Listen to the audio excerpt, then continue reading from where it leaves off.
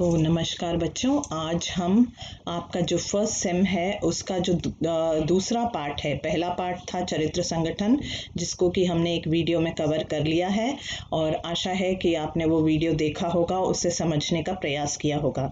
और ये जो दूसरा पार्ट है बच्चों, आपका जो फर्स्ट सेम का जो दूसरा पार्ट है उसका नाम है बाजार दर्शन। ठीक है, बाजार जाना किसको नहीं पसंद बच्चों, और खूब खरीदारी करना, शॉपिंग करना। लॉकडाउन में भी हम जो है ऑनलाइन चीज़ें खरीदने से बाज नहीं आ रहे हैं, और बहुत सारे ऐसे लोग हैं जो शॉपिंग करना, विंडो शॉपिंग करना, बाजार जाना तो हर किसी को बहुत अच्छा लगता है। ठीक है, तो यहाँ ये जो बाजार दर्शन पाठ है, ये बहुत ही उनका एक रोमांचक, मतलब एक तरह से हम कहें कि बहुत जब वो शुरू होता है तो हमें लगता है ये क्या ऊपरी सतह पर जो है बहुत आसान सा लगने वाला, लेकिन अंदर जो है उसमें एक बहुत ही गंभीर विषय पर वो चर्चा करते हैं। और ये हमें बताते हैं जैनेंद्र कुमार की इस पाठ में जो गूढ़ार्थ छिपा है कि बाजार की सार्थकता किसमें होती है और इंसान को कैसा होना चाहिए, बाजार का जादू हम पर कैसे चलता है, इन सारी चीज़ों की चर्चा बच्चों हम आगे करेंगे। तो आज जो जिस वीडियो को हम बनाने जा रहे हैं, जिस पाठ को हम समझने जा रहे हैं, वो है जैनेंद्र कुमार जी का लिखा हुआ बाजार दर्शन। ठीक है, तो पहले जैनेंद्र जी का एक संक्षिप्त परिचय पाकर बच्चों हम पाठ की ओर चलेंगे। तो जैसा कि हम सब जानते हैं बच्चों, जैनेंद्र कुमार जी जो है, उनका जन्म जो है 1905 में हुआ। वो एक प्रसिद्ध उपन्यासकार, प्रसिद्ध कहानीकार के रूप में जो है हमारे सामने आते हैं। और उनका जन्म जो है वो अलीगढ़ के कौड़ियागंज जो इलाका है वहाँ पर हुआ। और बचपन में उनका नाम जो है वो आनंदी लाल रखा गया था बच्चों। लेकिन जैसे ही वो जब 2 साल के हुए और उनके पिता का देहांत हो गया, तो उनके मामा ने ही जो है उनके पालन पोषण का, उनकी माता के साथ जो है उनके मामा ने सहयोग दिया और उनके पालन पोषण में। और उनकी जो प्रारंभिक शिक्षा दीक्षा है वो हस्तिनापुर के गुरुकुल में हुई। और जब गुरुकुल में उन्हें डाला गया तो उनका नाम जो है आनंदीलाल से जैनेंद्र कुमार कर दिया गया। और उन्होंने उच्च शिक्षा काशी हिंदू विश्वविद्यालय बनारस से ग्रहण की 1921 में। गांधी जी के प्रभाव के कारण उन्होंने पढ़ाई को छोड़कर असहयोग आंदोलन में भाग लिया और अंत में स्वतंत्र रूप से वो लेखन करने लगे। इनकी जो साहित्य सेवा है, हिंदी के प्रति उनकी जो समर्पित भाव उनके अंदर था, तो 1984 में उन्हें जो है भारत भारती सम्मान भी उन्हें मिला। और भारत सरकार ने इन्हें पद्म भूषण से भी सम्मानित किया और इन्हें साहित्य अकादमी पुरस्कार भी प्राप्त हुआ बच्चों। और इनका निधन 1990 दिल्ली में हुआ। तो इनकी जो प्रमुख रचनाएं हैं उसमें हम देखते हैं कि जो सुनीता, त्यागपत्र, परख, ये सारी उनकी जो है प्रसिद्ध रचनाएं हैं। और फिर उनकी जो कहानी संग्रह हैं उसमें भी दो चिड़िया, ठीक है, और पाजेब, ये सारे उनके जो है इनकी रचनाएं हैं और साहित्यिक विशेषताएं। और हिंदी कथा साहित्य में अगर प्रेमचंद के बाद कोई बहुत महत्वपूर्ण कथाकार अगर माने गए हैं तो वो हैं प्रेमचंद के बाद अगर कोई इतना महत्वपूर्ण कथाकार माना गया है तो वो है जैनेंद्र कुमार। और इन्होंने अपने उपन्यासों व कहानियों के माध्यम से हिंदी में एक सशक्त मनोवैज्ञानिक कथा धारा का प्रवर्तन किया बच्चों। इन्होंने जो नारी मनोविज्ञान का भी उन्होंने जो है बहुत अच्छा चित्रण किया है। इनकी जो कहानियां हैं या इनके जो उपन्यास हैं उसमें नारी मनोविज्ञान भी दिखता है और मनोवैज्ञानिक जो विचारधारा है वो वहाँ पर दिखती है। और जैनेंद्र की पहचान जो है गंभीर चिंतक के रूप में रही। इन्होंने सरल और अनौपचारिक शैली में समाज, राजनीति, अर्थनीति और दर्शन से संबंधित गहन प्रश्नों को सुलझाने का प्रयास किया। गांधीवादी विचारधारा से भी वे प्रभावित रहे। गांधीवादी चिंतन दृष्टि जो है वो बहुत उसका सरल और सहज उपयोग जीवन जगत से जुड़े प्रश्नों के संदर्भ में किया उन्होंने। और साथ ही साथ इन्होंने गांधीवादी सिद्धांतों जैसे सत्य, अहिंसा, आत्मसमर्पण आदि को भी अपनी रचनाओं में मुख्य रूप से उसको अभिव्यक्त करने की कोशिश की बच्चों। तो भाषा और शैली अगर देखें तो उनकी भाषा अत्यंत सरल, बहुत ही सहज भाषा, भावानुकूल भाषा, और जिसमें कि तत्सम शब्दों का प्रयोग बहुलता से हुआ है, और उर्दू फारसी शब्दों के भी प्रयोग अत्यंत सहजता के साथ इन्होंने किया है बच्चों। तो यहाँ पर हम उनके जो है उनकी 2 तस्वीरें हैं जैनेंद्र कुमार जी की। और अब हम चलते हैं उनका जो ये बाजार दर्शन जो पाठ है, जैसा कि नाम से ही पता लगता है कि बाजार दर्शन, तो मतलब बाजार जो है वो इतनी सुंदर तरीके से सजाया जाता है, क्योंकि बाजार जो है, देखिए बच्चों, आजकल बाजार और भी मतलब इन्होंने जो उस समय लिखा था, आज की परिस्थितियां अगर हम देखें तो आज तो बाजार और भी जो है हमें लूटने लगा है। ग्राहक को लूटने के लिए जो बाजार का जादू है वो सर चढ़कर बोलता है ग्राहक के।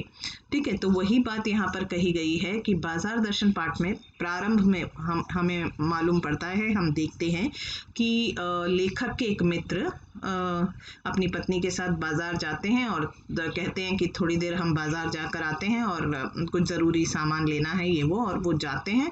और जब वो आते हैं तो ज़रूरी सामान एक आध चीज़ें लेनी है वो बोलते, लेकिन जब आते हैं तो बहुत लदे फंदे बहुत सारे जो है उनके हाथ में पैकेट वगैरह होते हैं, बहुत सारे थैले होते हैं। तो वो तब जो लेखक हैं वो कहते हैं, अरे ये सब क्या उठा कर ले आए? तो वो बोलते हैं कि अरे नहीं, ये जो साथ थी, मतलब अपनी पत्नी के ऊपर डाल देते हैं कि ये तो पत्नी की माया है।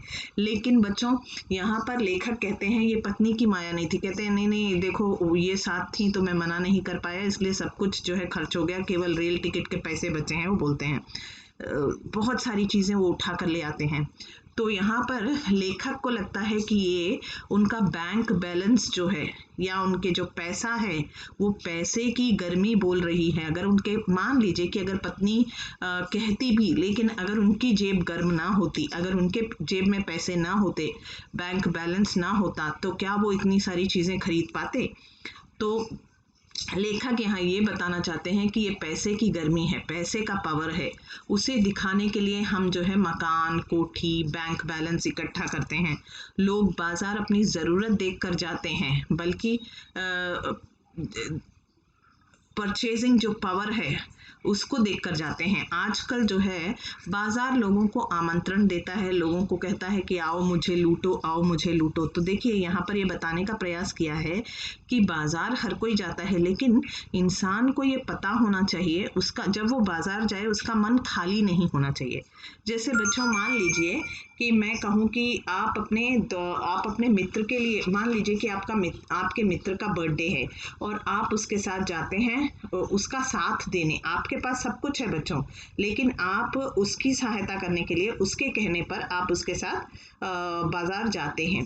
लेकिन वहाँ पर जो है सेल देखकर क्या हो जाता है कि आपका मन जो है वो भी उन चीज़ों में इस तरह से आप देखते हैं कि एक चीज़, मतलब मान लीजिए कि 600 के 2 टॉप्स, 600 में अगर एक टॉप खरीदेंगे तो दूसरा फ्री, ऐसे बहुत सारे 1+1 ऑफर, ये सब जब आप देखते हैं तो आपको पता है कि आपके पास बहुत सारी चीज़ें, घर में बहुत सारे ऐसी चीज़ें पड़े हैं, ऐसे कपड़े भी पड़े हैं और ज़रूरत की चीज़ें भी पड़ी हैं कि जहाँ पर आपको उनकी ज़रूरत भी नहीं है। लेकिन जब आप, वो बाजार का जादू आपके सर चढ़कर ऐसा बोलता है कि आपके मित्र के लिए गए थे आप, कि उसका बर्थडे है, उसको लेने थे कपड़े, लेकिन आप उससे ज़्यादा शॉपिंग करके लौटते हैं।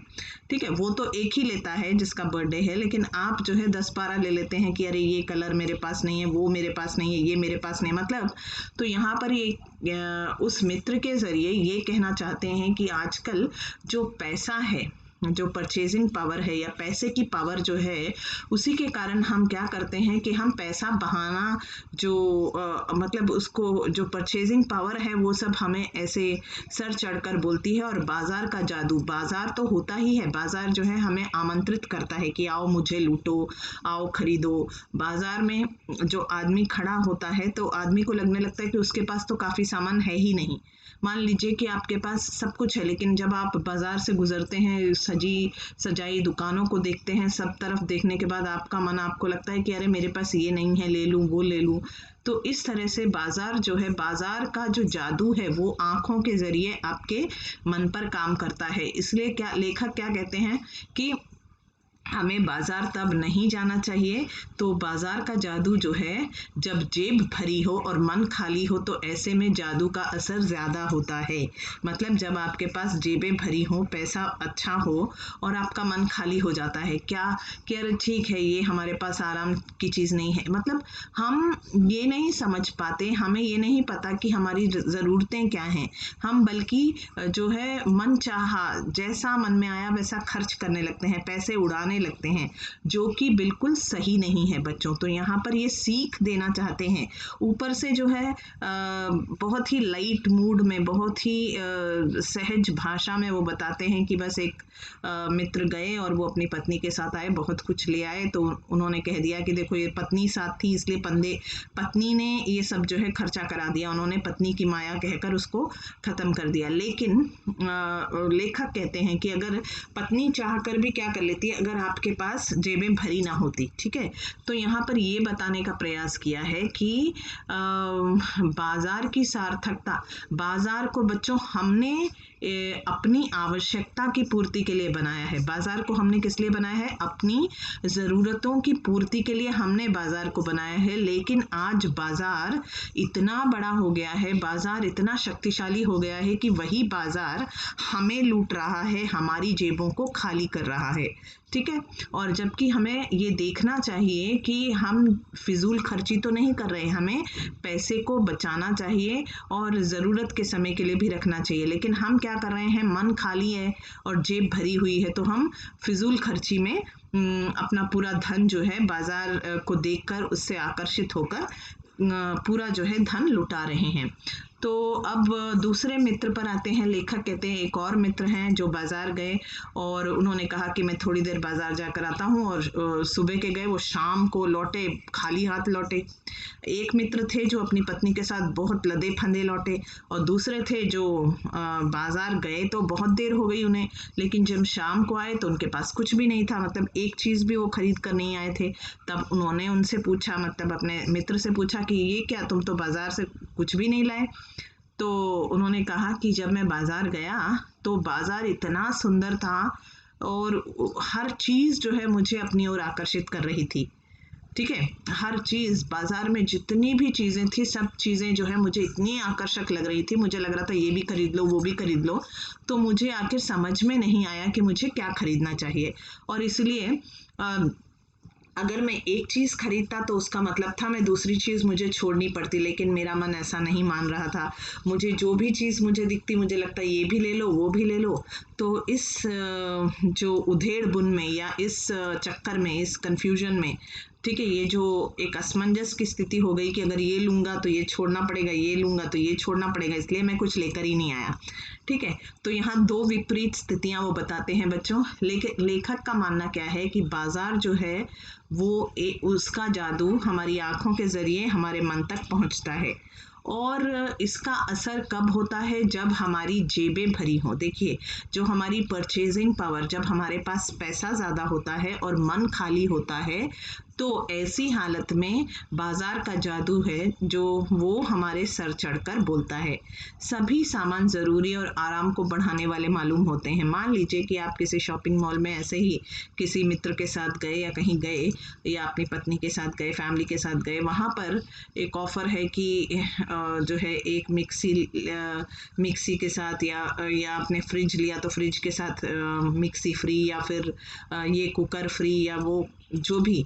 तो आपको लगेगा कि अरे पुराना कुकर है, ख़राब हो गया है, चलो ये मिक्सी ले लेते हैं तो कुकर भी आ जाएगा। तो वहाँ पर देखिए, आपके पास ज़रूरत का सारा सामान आपके पास है, लेकिन आप क्या सोचते हैं कि अरे इतने में, फिर इतने सस्ते में फिर हमें ये दो चीज़ मिल पाएंगी या नहीं मिल पाएंगी। तो कहीं ना कहीं आपके मन में जो एक खालीपन है कि अरे मेरे पास ये चीज़ नहीं है जो आपको लग रहा है। क्यों? क्योंकि आप वो काबिलियत रखते हैं, आपके पास वो जो है कैपेसिटी है, वो आपके पास योग्यता है कि आपके पास इतने पैसे हैं कि आप उसके लिए वो सामान अपने लिए आराम के लिए जुटा पाएं। लेकिन अगर हम ऐसे सोच सोच कर जब चीज़ें हमें हर चीज़ ऐसा ही लगता है कि अरे ये चीज़ हमारे पास नहीं है, वो चीज़ वो पुरानी पड़ गई है, एक नई और ले लेते हैं, पड़ी रहेगी। लेकिन जब पड़ी रहेगी, जब हम इन चक्करों में पड़कर और बहुत सारा सामान जब घर में हो जाता है और जब जादू का असर कम होने लगता है, तब ये जो फैंसी चीज़ें हम अपने आराम की समझकर जो बहुत सारी चीज़ें घर में ले आते हैं, तो कहीं ना कहीं हमको लगने लगता है कि ये घर में जो है कबाड़ा ही पैदा हो गया है। और अब हमको हमारे जीवन में जो चीज़ें हैं उनको रखने में परेशानी होने लगती है। उनको ऐसा लगता है कि अरे ये चीज़ें बेकार से हमने क्यों खरीद ली, और घर में जो है बहुत सारा सामान हो गया, चलने को जगह नहीं है। हाँ, तो हम उस सामान को उठाकर ताक पर रख देते हैं। तो मतलब कहीं ना कहीं पैसे की फिजूल खर्ची ही वो बाद में लगने लगती है। तो बाजार के आकर्षण से बचने का एक उपाय ये है कि बाजार जाओ तो मन खाली ना हो, और जब ज़रूरत हो, किसी वस्तु की आवश्यकता हो, तो तभी बाजार जाओ। तो यहाँ क्या कहते हैं कि कई लोग हैं जो मन नहीं लग रहा, घर में बैठे हैं, तो चले जाते हैं शॉपिंग करने। ठीक है, मित्रों के साथ जब पड़े तब शॉपिंग करने चले जाते हैं। तो ये शॉपिंग या बाजार जाकर जब अगर हमारा मन खाली होता है और हमें ये पता नहीं कि हमें किस चीज़ की आवश्यकता है, और बार बार जब हम बाजार जाते हैं, अगर हम अपना मन खाली रखते हैं, मतलब अगर हमारे मन में तृप्ति की भावना नहीं है और खाली मन से जब हम बाजार जाते हैं, तो क्या होता है कि हम बाजार जाकर जो है इच्छा के अधीन वस्तुओं को मत खरीदो, वो कहते हैं। इस प्रकार मनमानेपन को छूट नहीं देनी चाहिए। ये भी बोलते हैं कि इस तरह से हमें फिजूल खर्ची नहीं करनी चाहिए। हमें अपने हाथों पर, मतलब अपनी सोच पर कंट्रोल रखना चाहिए। हमें ये सोचना चाहिए कि बाजार जो है हमें लूटने के लिए नहीं है, बल्कि हमें हमारी आवश्यकताओं की पूर्ति करने के लिए है बच्चों। तो हमें ये बात वो अपने मित्रों के ज़रिए से समझाते हैं कि एक मित्र थे जो इस कन्फ्यूजन में सारा सामान छोड़कर आ गए कि सभी कुछ उन्हें बहुत आकर्षित लग रहा था, ये भी ले लूँ, वो भी ले लूँ, लेकिन उन्हें समझ में नहीं आया कि ये लूँगा तो इसको छोड़ना पड़ेगा, इसको छोड़ना पड़ेगा, उसको लेना पड़ेगा। तो इस जो असमंजस में वो कुछ लेकर ही नहीं आए। और दूसरे हैं जो बहुत कुछ ले आए। तो कहीं ना कहीं वो क्या कहते हैं, जब आपका मन खाली हो तो ऐसी स्थिति में आप बाजार ना जाएं, और जब आप बाजार जाएं तो लिस्ट बनाकर आपकी ज़रूरत की सामान क्या क्या है वो सोच समझ कर आप जाएं और उतना ही खर्च करें। और मनमानी अपने आप को आप अपने मन को बिल्कुल खुला ना छोड़ें और अतृप्त ना छोड़ें कि जो पड़े वो अगर आप घर ले आएंगे तो कल आपको अपना घर जो है ऐसा लगेगा जैसे कबाड़ खाना तैयार हो गया हो, और तब आपको लगेगा अरे हमने तो सोचा था ये चीज़ हमारे लिए बहुत फ़ायदे की होगी, लेकिन हम जब ले आए तो हमें लगा कि अरे ऐसी तो कई चीज़ें हमारे घर में हैं जो, और उसकी कोई उपयोगिता हमको बाद में नहीं लगती। तो सोच समझकर खर्च करना चाहिए, वो कहते हैं। और फिर वो अपने एक पड़ोसी भगत जी की बात करते हैं, जिनको हम चूरन वाले वो कहते हैं, जो चूरन वाले भगत जी। और वो जो है चूरन बेचने का काम करते हैं और रोज़ चूरन बेचकर 6 आने से ज़्यादा नहीं कमाते। तो ये भगत जी जो हैं ये बहुत ही तृप्त इंसान हैं, और उनके अंदर जो है एक तृष्णा, एक प्यास या संचय की प्रवृत्ति नहीं है। तो वो क्या करते, रोज 10 बजे जाते हैं और चूरन बेचने का काम जो करते हैं, जैसे ही वो चूरन बेचकर 6 आने रुपए, मतलब हर दिन उनकी बंधी इनकम जो 6 आने उनके हैं वो जैसे ही आ जाते हैं, वो इतने तृप्त इंसान है कि बाजार का जादू उन पर कोई मतलब बाजार का जादू उनके सामने फीका पड़ जाता है, क्योंकि उन्हें पता है कि उनकी आवश्यकता कहाँ तक है। ठीक है, तो वो बाजार का जादू उनके ऊपर काम नहीं करता, और वो इतने तृप्त हैं, और उनके अंदर पैसे को जोड़ कर रखने की प्रवृत्ति, बड़ा आदमी बनकर लोगों के लिए, प्रेस्टीज के लिए दिखाने की प्रवृत्ति उनमें नहीं है। तो वो क्या करते हैं कि उनके 6 आने रुपए का जो चूरन जब बिक जाता है, तो वो बाकी का जो चूरन है वो उसे जो है बच्चों में मुफ्त बांट देते हैं, और अपना काम करके भगवान का आशीर्वाद है, आज मेरा जो जितना मैं कमाना चाहता था उतना आ गया, सोचकर वो तृप्त जीवन बिताते हैं। अगर मान लीजिए कि वो बाजार जाते भी हैं, ठीक है, अगर उन्हें पता है, उनके पास, उन्हें परचेजिंग पावर का कोई दंभ नहीं भरते वो कि मेरे पास इतना पैसा है, मेरे पास ये दिखावा उनके पास बिल्कुल नहीं है। और ये भगत जी जो हैं उन्हें पता है कि उनकी क्या आवश्यकता है। मान लीजिए कि उन्हें चाहिए जीरा और नमक, अगर उनके पास जीरा और नमक उन्हें लेना है तो वो बाजार से बीच में से, ऐसा नहीं है कि वो आंखें बंद कर चलते हों, कि आंखें बंद करके चलते हों या आंखों पर पट्टी बांध कर चलते हों कि उन्हें बाजार का जादू ना दिखे और उनका मन कहीं मचल ना जाए। ऐसा नहीं है। मन में बहुत तृप्ति लिए हुए, हंसते हुए, सबका अभिवादन करते हुए बहुत आराम से वो जाते हैं और इधर उधर देखते हैं, लोगों से बातचीत करते हैं, नमस्कार का जवाब देते हैं। लेकिन उन्हें पता है कि नमक और जीरा उनकी आवश्यकता है, तो वो नमक और जीरा जहाँ पर मिलता है वहाँ जाते हैं और नमक और जीरा ही खरीदते हैं और वापस आ जाते हैं। तो ऐसा नहीं है कि वो जादू को नहीं देखते, वो उनके ऊपर जादू काम नहीं करता, क्योंकि वो बहुत ही एक उनके अंदर जो है और पाने की और जुटाने की जो तृष्णा होती है, जो एक प्यास होती है, ललक होती है, वो नहीं है। इसलिए उन पे बाजार का जादू नहीं चलता। तो रास्ते में जो फैंसी दुकानें हैं, चांदनी बिछी हुई होती है, लेकिन वे अपनी ज़रूरत का सामान ही खरीदते हैं और बाजार का कल्याण करते हैं।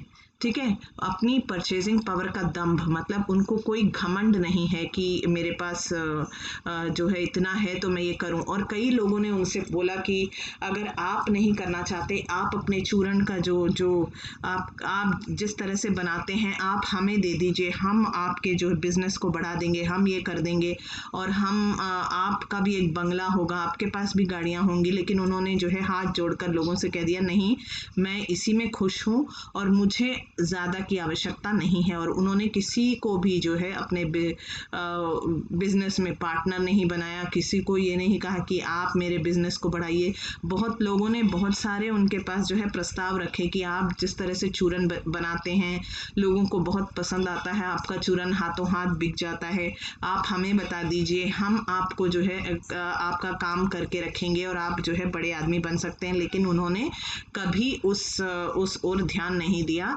तो ये जो चूरन वाले भगत जी हैं, उनका जो उदाहरण है यहाँ पर ये बताता है कि इंसान में तृप्ति भी होनी चाहिए। इंसान का मन अगर तृप्त होगा तो उसके पास जो होगा उसी में वो तृप्त जीवन बिताएगा और उसे अपनी आवश्यकताओं की भी, उसको पता है कि उसके घर में क्या खत्म हो गया है, उसे जीरा और नमक लेना है तो बस वो दुकान देखेगा, सब देखेगा, लेकिन फिजूल खर्ची नहीं करेगा, मनमाने ढंग से पैसे नहीं बहाएगा, जाएगा और उसे जो चाहिए वही लेकर आएगा। ठीक है, तो यहाँ लेखक का मानना है कि बाजार को वही सार्थकता दे पाता है जो अपनी ज़रूरत को पहचानता हो, बाजारूपन से दूर रहता है, कपट को बढ़ावा नहीं देता है, जो सद्भाव घटाते हैं, सद्भाव नष्ट होने पर ग्राहक और बेचक रह जाते हैं। देखिए, एक दूसरे को ठगने की घात में रहते हैं। जब भाई भाई होते हैं, भाई भाइयों के बीच में भी अगर एक तरह से कपटी बुद्धि जब काम करने लगती है तो वो भाई भाई नहीं, बल्कि वो दोनों जो है ग्राहक और बेचक वाला जो उनका जो सद्भाव नष्ट होने लगता है। बाजारूपन रिलेशन में भी हम देखते हैं, जब पैसा बड़ा होने लगता है, जब हम बाप बड़ा ना भैया, सबसे बड़ा रुपया वाला कॉन्सेप्ट आ जाता है, जब सद्भाव नष्ट होने लगता है तो ग्राहक और जो बेचने वाला है वैसा रिलेशन हो जाता है। मतलब रिलेशन में भी आर्टिफिशियलिटी आ जाती है, एक बनावटीपन आ जाता है, एक दूसरे को ठगने की घात में हम रहते हैं। बाजार में शोषण होने लगता है, कपट सफल होता है, निष्कपट शिकार होता है और यही बाजार जो है मानवता के लिए विडंबना है। और ऐसे बाजार का जो पोषण करते हैं वो बल्कि अर्थशास्त्र नहीं है, अनीति शास्त्र है। तो इसलिए वो कहते हैं कि हम सभी को समझना चाहिए कि पैसा जो है वो हमारे जीने का एक आधार है, हमारे जीने का, लेकिन पैसे को ही हर चीज समझकर हम अपने संबंधों में भी अगर पैसा ले आते हैं, कपट ले आते हैं, बनावटीपन ले आते हैं, बाजारूपन ले आते हैं, तो कहीं ना कहीं ये एक अर्थशास्त्र से हटकर या नीति शास्त्र जैसा तैयार हो जाता है। ठीक है, तो बच्चों ये जो आपका पाठ है जिसमें कि जो बाजार दर्शन पाठ है जैनेंद्र कुमार जी का, ये बहुत ही सरल है और इसको आप समझने का प्रयास करेंगे तो बहुत आसानी से आपको समझ में आ जाएगा। सबसे पहले हमने जैनेंद्र जी का परिचय प्राप्त किया। ठीक है, ये एक अच्छे कहानीकार, एक उपन्यासकार, इनका जन्म जो है हमने कहा कि अलीगढ़ कौड़ियागंज में 1905 में हुआ। ठीक है, और उनका जो बचपन का नाम था वो आनंदीलाल था और वो प्रेमचंद की परंपरा में हम देखें तो मनोवैज्ञानिक जो कहानियाँ, उपन्यास लिखने में, मनोविश्लेषणात्मक, इन सभी में उनका नाम जो है लिया जाता है। और ये जो एक आप कहें जो बाजार दर्शन उनका पाठ है, उसमें हम देखते हैं कि वो हमें ये बताने की कोशिश करते हैं कि जो जो दुनिया है उसमें हम अगर पैसे की जो पावर है, हम हर चीज़ जो है, हम अपने पास जो चीज़ है उससे तृप्त नहीं होते, बल्कि हम दूसरों को दिखाने के लिए भी बहुत कुछ करते हैं। ठीक है, ऐसा नहीं है कि हमारे पास अच्छे कपड़े नहीं होते, लेकिन हमारे अंदर एक खालीपन होता है। ठीक है, आपने अगर वो यूट्यूब पर भी एक गाना आता है जिसमें वो कहती है कि मैं ये पहनूं या वो पहनूं, थोड़ा कन्फ्यूजन है, कहने को बहुत सारे कपड़े हैं लेकिन फिर लगते कम हैं, कुछ ऐसा कुछ गाना रहता है। ठीक है, तो यहाँ पर ये बताने का प्रयास किया है कि इंसान को ये मालूम होना चाहिए कि बाजार जो है उसने अपनी आवश्यकताओं की पूर्ति के लिए बनाया है, ना कि खुद लुटने के लिए, सबसे पहली बात। और इंसान को जो है तृप्त जीवन जीना चाहिए, उसके अंदर जो है एक तृप्ति होनी चाहिए उसके अंदर, तभी बाजार की सार्थकता होगी। नहीं तो वो बाजार, वो मार्केट, वो जो एक सेटअप हमने अपने लिए बनाया अपनी आवश्यकताओं की पूर्ति के लिए, लेकिन आज वही जो बाजार है वो हमारे सर चढ़कर, उसका जादू, उस बाजार का जादू हमारे सर चढ़कर इस तरह से बोल रहा है कि हम ये भूल गए हैं कि हमें जो पैसा है वो पैसा हम जो है पानी की तरह बहा रहे हैं, और हम ये भूल गए हैं कि पैसे की अपनी एक जो है एक लिमिट होती है, और पैसे को हमें अपने बुरे वक्त के लिए बचा कर रखना चाहिए। हम दूसरों के लिए, दूसरों के दिखावे में आकर दूसरों को दिखाने के लिए भी बहुत कुछ करते हैं। ठीक है, मान लीजिए कि अच्छे कपड़े हैं, 2 बार एक फंक्शन में पहन लिए तो इसका मतलब ये नहीं अरे सब ने देख लिए होंगे मुझे, एक और इस फंक्शन में मैं जो मेरे फ्रेंड्स आएंगे वो क्या बोलेंगे, मैं इसके लिए मतलब इस ओकेजन के लिए फिर एक, तो मतलब ये कहीं ना कहीं फिजूल खर्ची है। और बाद में अगर आप देखते हैं तो घर में जो है ढेरों कपड़े होते हैं, ढेरों की गिरते रहते हैं, अलमारियां बस नहीं होती, या छोटे छोटे सामान भी आप देखिए कि हम आराम का समझकर हमारा मन जो है तृप्ति नहीं होती, तो जब भी हम बाजार जाते हैं कोई ऑफर देखते हैं तो बाजार का जादू इस तरह से हमारे दिमाग पर हावी हो जाता है, इस तरह से हम सोचने लगते हैं कि अरे हमारे पास तो ये नहीं है।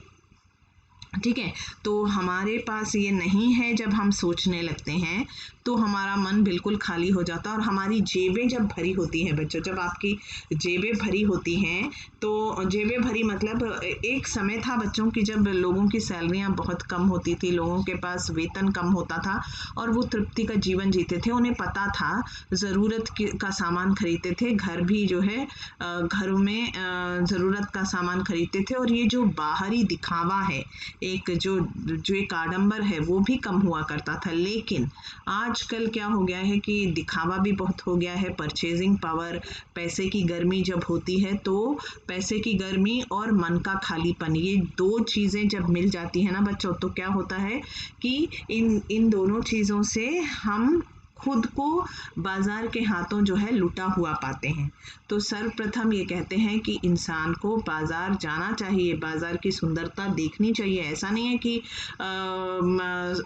अब हम अगर अपनी आँखों को अगर हम बंद करके रख लें बच्चों कि हम कुछ देख ही ना पाएँ तो हम नहीं खरीदेंगे, ऐसा तो नहीं होता, क्योंकि बंद आँखों से भी हम बहुत सुंदर सपने देखते हैं कि नहीं, बहुत सारे कलरफुल सपने आप देखते हैं तो आपकी आंखें बंद होती हैं।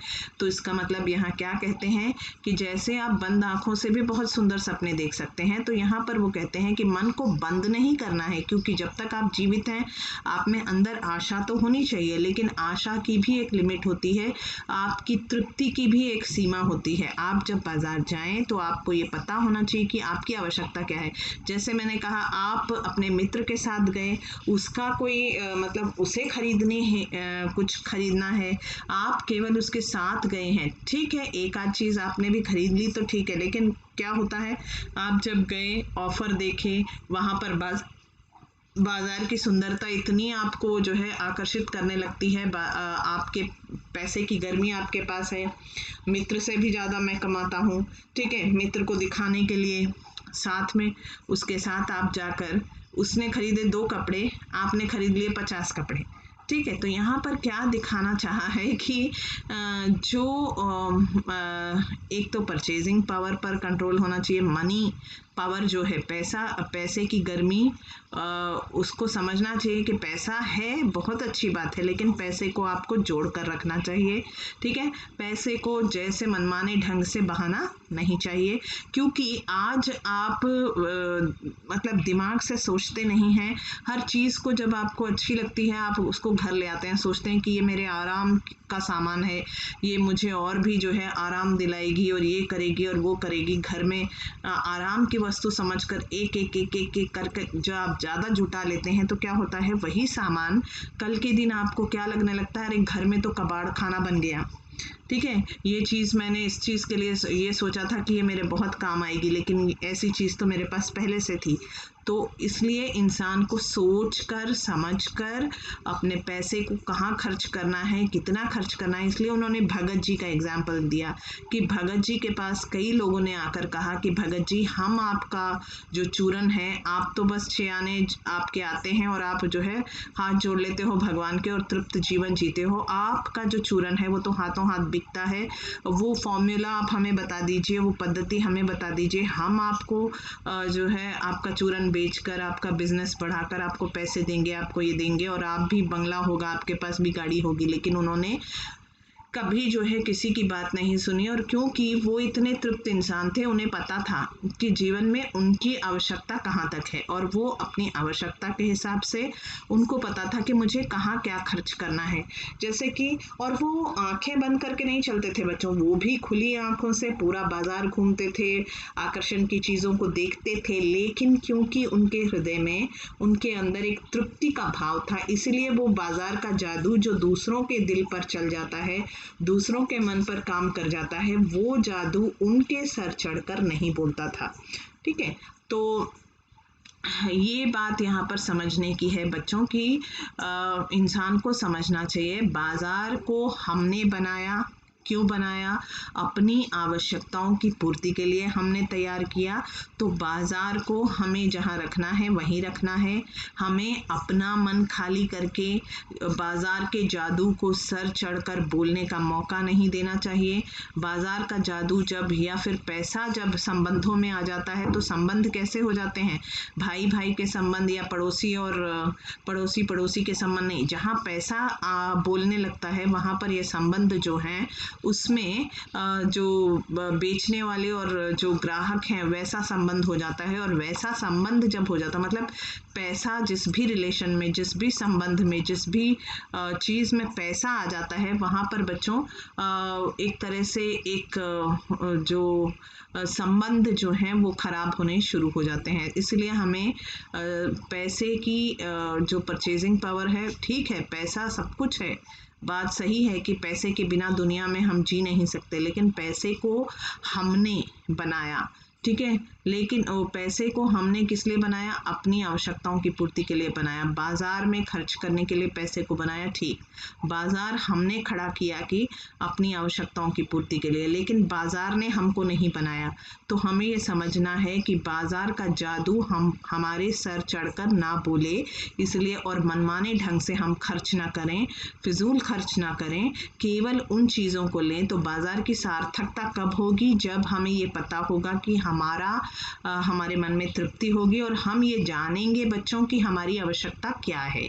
ठीक है, तो इसीलिए हर किसी को देखिए कितना बड़ा संदेश, कितने अच्छे ढंग से, बहुत छोटे छोटे उदाहरणों से उन्होंने इस पूरे जो है एक मनोविज्ञान, आदमी का, एक मनुष्य का जो मनोविज्ञान होता है उसको पूरा का पूरा खोल कर जो है हमारे सामने रख दिया कि बाजार तो कहता ही है आओ मुझे लूटो, आओ मुझे लूटो, लेकिन हमें पता होना चाहिए कि हम लूटने के लिए क्यों तैयार हो जाते हैं, हम उसके हाथों क्यों बिक रहे हैं। जिन चीज़ों को हमने अपनी आवश्यकताओं के लिए बनाया है उसको कहाँ तक रखना चाहिए और उसकी क्या सार्थकता है, उसको समझकर, अपनी आवश्यकताओं को समझकर, अपने हृदय को तृप्त रखकर, आंखें खोलकर, दिमाग को खोलकर अगर हम चलेंगे अपने संबंधों में पैसे पैसे पैसे और ये जो एक प्रेस्टीज इश्यू जो हमने बना लिया, अगर ये सारी चीज़ें हम नहीं करेंगे तो पैसा हम बचा भी पाएंगे, बाज़ार को भी एक सार्थकता दे पाएंगे, अपने जीवन को भी हम तृप्त बना पाएंगे। तो मेरे ख्याल से बच्चों, जो मैंने समझाने का प्रयास किया हो, बाजार दर्शन जो पाठ है आपका, आशा करती हूँ कि आपको समझ में आ गया होगा। तो धन्यवाद। आज इस वीडियो में इतना ही।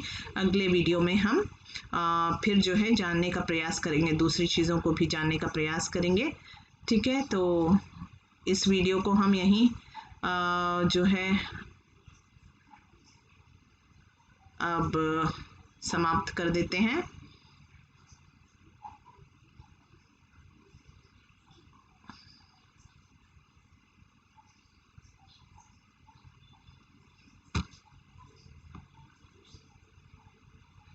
तो चलिए, नमस्कार।